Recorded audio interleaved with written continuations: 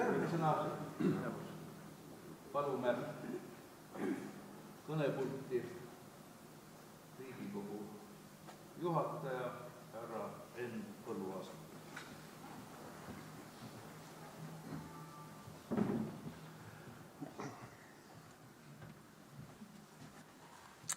Lugupeetud härra president Rüütel, head siinviibijad, mul on väga hea meel teid tervitada sellel tähtsal sündmusel, saabuva sündmuse puhul Eesti Tartu rahu 100 ja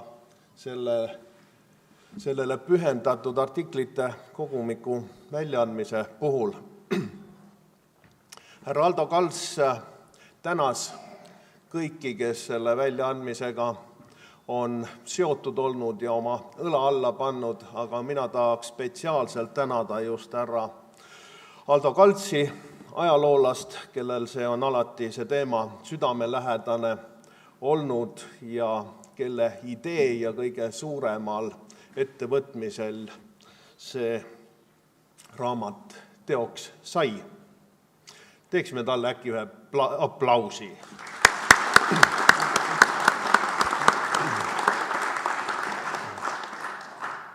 Aitäh! Tartu rahulepingu tähtsusest vist ei ole mõtet rääkida.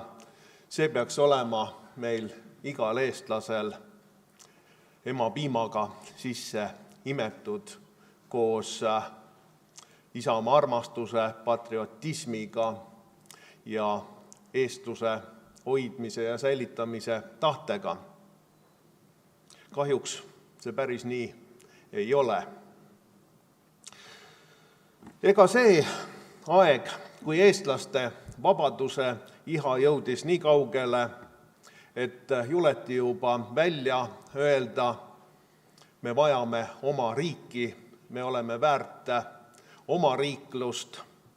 See ei ulatagi tegelikult väga kaugesse aega, aga ajaloo tormide seas tekkis selle unistuse realiseerimiseks võimalus peale esimest maailmasõda, kui senine maailmakord oli pea peale pööratud. Eestlased näitasid, et me väärime oma riiklust koolipoistest kuni kõige vanemate inimesteni välja, haarati relvad või aidati mingil muul kombel kaasa ja me võitsime selle sõja. Kuigi küll, mitte kergelt, aga me võitsime. Enne vaherahu üritas Venemaa kõige karmimate ja ränkraskemate rünnakutega siiski meid võita, aga see ei õnnestunud ja me saime hakkama imega, millega ei ole tegelikult hakkama saanud ka ükski maailma suurriik. Ei Hitler, ei Napoleon, aga meie saime. Meie võitsime Venemaa sõjas.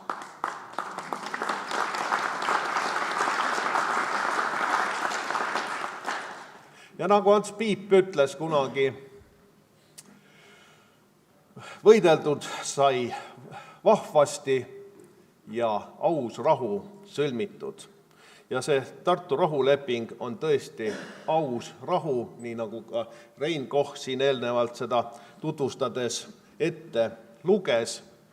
Ja nüüd tekibki küsimus, kas tõesti see ongi ainult ajalooline paber ja dokument, mis tänapäeval ei kehti, nii nagu Venemaa seda väidab, või see siiski kehtib? Kas me saame sõlmida igasuguseid erinevaid lepinguid niimoodi, et me omalt poolt Tartu rahulepingut ei tühistaks? Ja see on vaidlus, mida me vaidleme tänaseni. Kui Venemaa sõja käigus okupeeris kõigepealt ja annekteeris Narva jõe tagused alad ja Petserimaa, siis Eesti Rahvuskomitee, mis oli Otto Tiefi valitsuse eelkäija, kuulutas, et tegemist on ebaseadusliku sammuga, Nõukogude Liidul ei ole selleks mitte mingisugust õigust, nad peavad vabastama need alad. No kahjuks nii ei läinud. Lahingud kestsid ja Otto Tiefi valitsus peale ametisse kinnitamist enne Eesti lõplikku okupeerimist andis välja päevakäsu number 1, milles kuulutas, et kõik võõrväed peavad lahkuma Eesti territooriumilt. Loomulikult mõeldi Tartu rahu järgset territooriumit.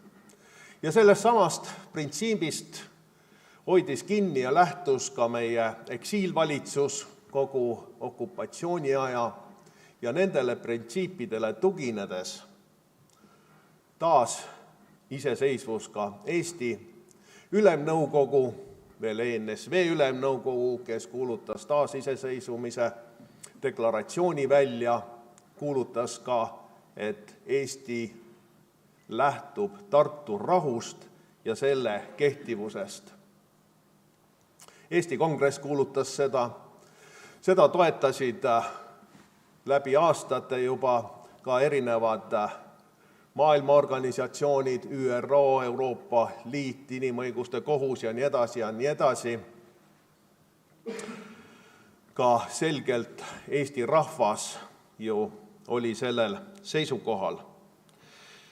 Ja kui siis hakkasid läbirääkimised Venemaaga, siis 90ndate alguses peale taasiseseisvumist, siis tõesti nendes lähtutigi just nimelt Tartu rahust, selle kehtivuse printsiibist ja kogu meie territoriaalse terviklikkuse taastamisest, millele olid ju kõik maailma riigid oma toetuse andnud selle läbi, et nad taastunnustasid Eesti Vabariiki nii-ütelda esimese vabariigi õigusjärglasena kõikides tema tunnustes, kaasa arvatud riigipiir.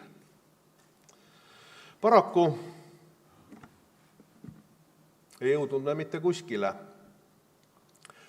Härra Kals meenutas siin Andres Tarandit, kes detsembris kuulutas 1994. aastal, et Eesti loobub enda nõuetest ja Tartu rahu piiride taastamise soovist.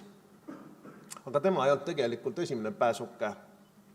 Esimene pääsuke oli president Lennart Meri, kes sama aasta juulikuus läks Moskvasse ja sõlmis Jeltsiniga Vene vägede väljaviimise lepingu ja siia jäävatele siis sõjaväepensionäridele sotsiaalsete tagatiste andmise lepingu. Justkui oleks kaks erinevat asja, aga tegelikult ei olnud, sellepärast et president Meri rääkis Vene vägede lahkumisest ainult nii-ütelda ENSV piiridest. Tartu rahu piirid ja meie seaduslikud alad, mis olid okupeeritud ja annekteeritud, selle leppe alla ei läinud.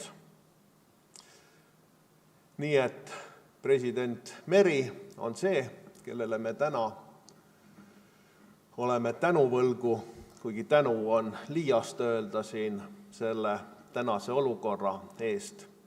Ja seda kõike sõltumata sellest, et eelmine Eesti Vabariigi president Arnold Rüütel oli eelnevalt Vene presidendiga Boris Jeltsiniga kokku leppinud, et Vene väed lahkuvad ilma, et siia jääks ühtegi sõjaväepensionäri.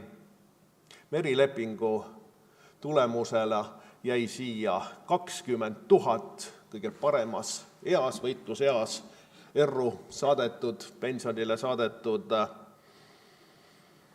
nii-ütelda pensionäri koos oma pereliikmetega 80 000 – 100 000 inimest, kes olid ju kõige otsesemas mõttes selle impeeriumi idee ja država ideoloogia kandjad. Lisaks sellele oli president Rüütlil kokkulepe Jeltsiniga, et jah, kõike Tartu rahu piire ja alasid me tagasi ei saa, aga saame suurema osa ja joon jookseb sealt, kus siis etniline joon jookseb. Vene külad jäävad Vene poole, Eesti külad Eesti poole. Need kokkulepped heideti prügikasti ja tegutseti edasi just nimelt uue nii-ütelda ENSV piiri seadustamise nimel. 1994. aastal märkis siis ka Venemaa ühepoolselt piiri paika ja see oli viimane kord, kui Eesti välisministeerium või üleüldse Eesti riik protesteeris sellise tegevuse üle. Venemaal esitati noot, et tegemist on ebaseadusliku tegevusega, Tartu rahuleping kehtib, meie riigipiir on määratud Tartu rahulepinguga ja see oli viimane kord, kui Eesti vähegi sirget selga näitas. Aga Tartu rahupiir oli raiutud meie põhiseadusesse, Tartu rahupiir on raiutud ka meie riigipiiri seadusesse, mis tehti muuseas 3 kuud enne seda, kui Meri Moskvas kõigest loobus. Ja need on tänaseni seal. Meile räägitakse, et mitte ainult venelane ei ole rikkunud Tartu rahu, vaid ka meie rikume. Neutraliteedi küsimus, justkui Eesti oleks lubanud olla igavesti ja jääda neutraalseks riigiks, justkui meie NATOsse kuulumine rikuks Tartu rahulepingut, kuna me olla lubanud siis olla neutraalne ja mitte lasta vaenulike sõjapoolte vägesi siia.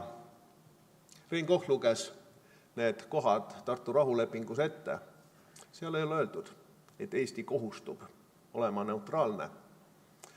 Ja kahtlemata NATO väed, NATO, mille liige me oleme, ei ole agressiivne, ei ole mingisugune organisatsioon, kes sooviks Venemaad vallutada ja seal võimu üle võtta, vaid vastupidi, see on kaitseallianss, see seisab rahu eest. Nii et need väited ei ole kärbsemustagi väärt.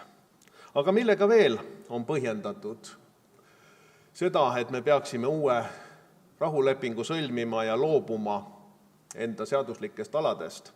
Me mäletame kõik väga hästi, kuidas meile räägiti, me peame sõlmima uue piirilepingu, vastasel juhul ilma selleta me ei saa Euroopa Liidu ega NATO liikmeteks.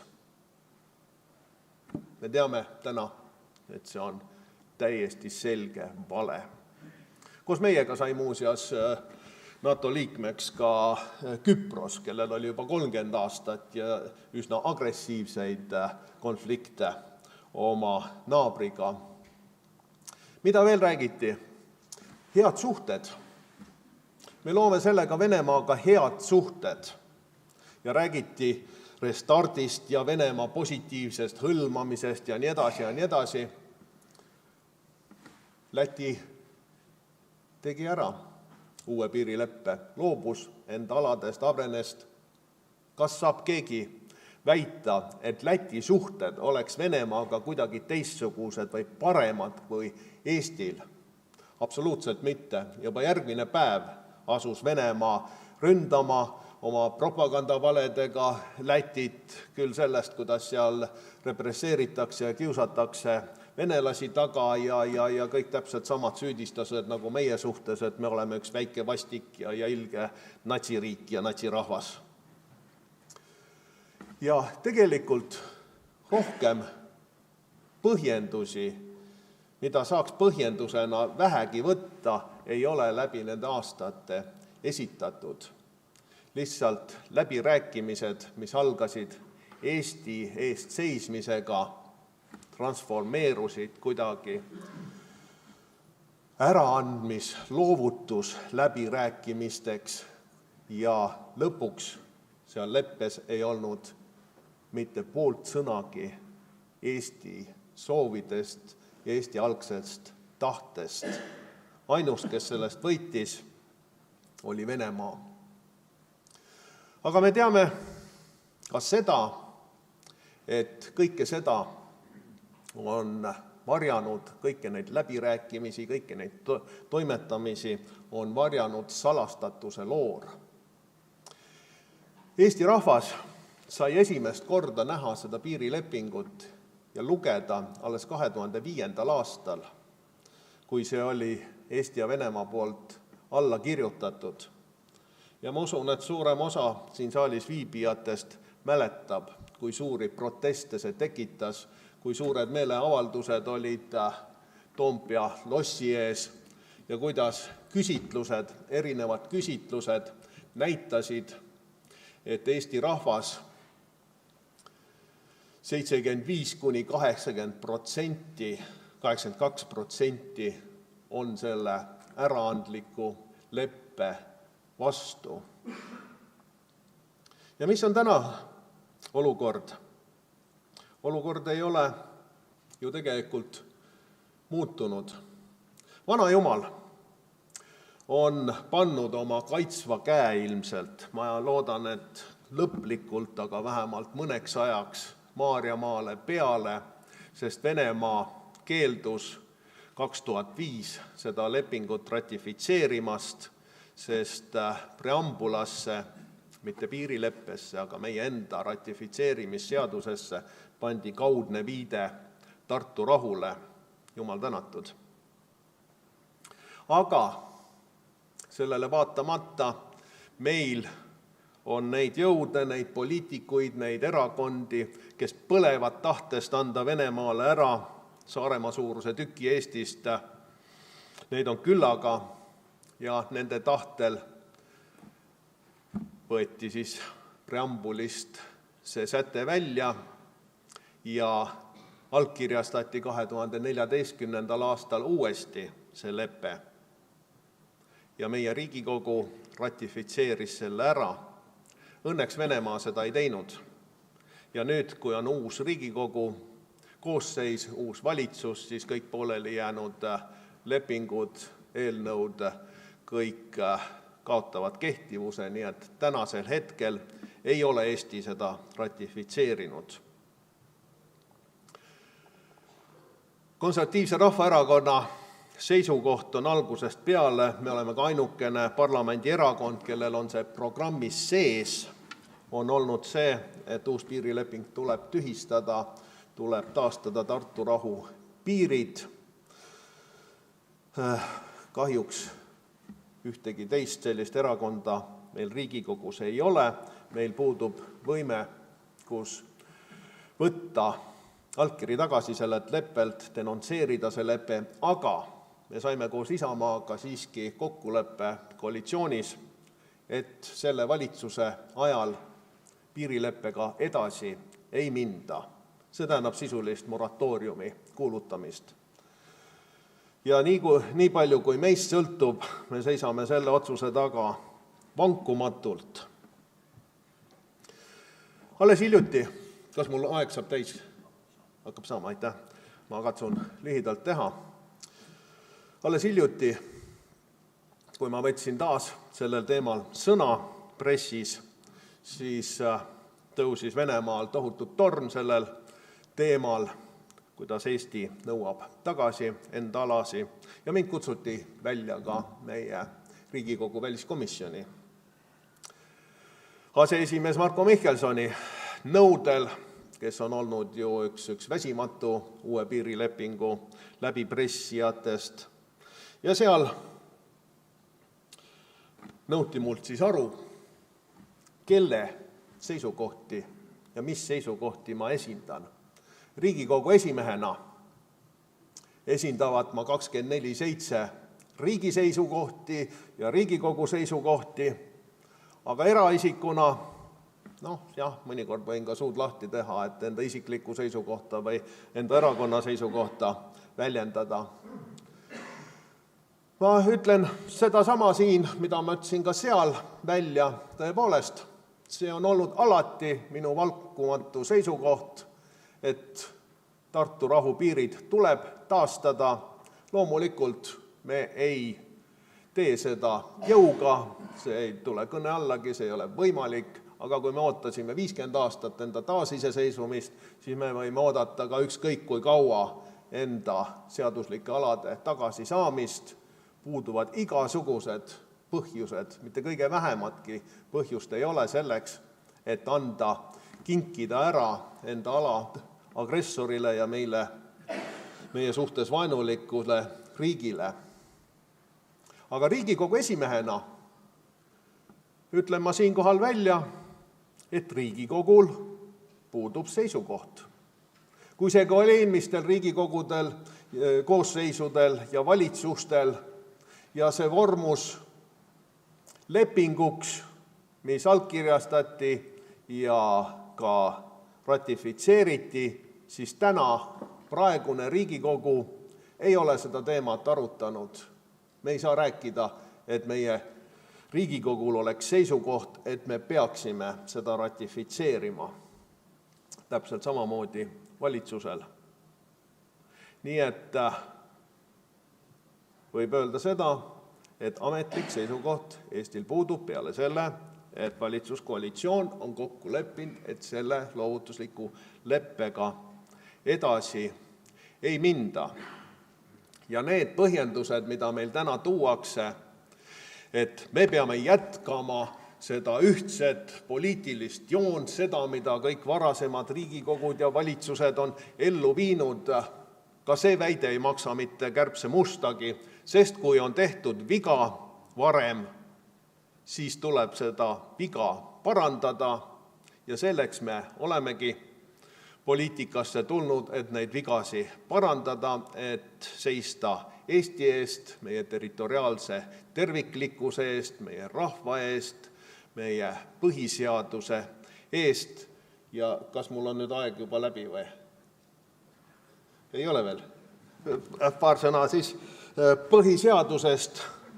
Seal on rohkemgi paragrahvi, aga 3 paragrahvi 1, mis ütleb, et Eesti territoorium on ühtne ja jagamatu.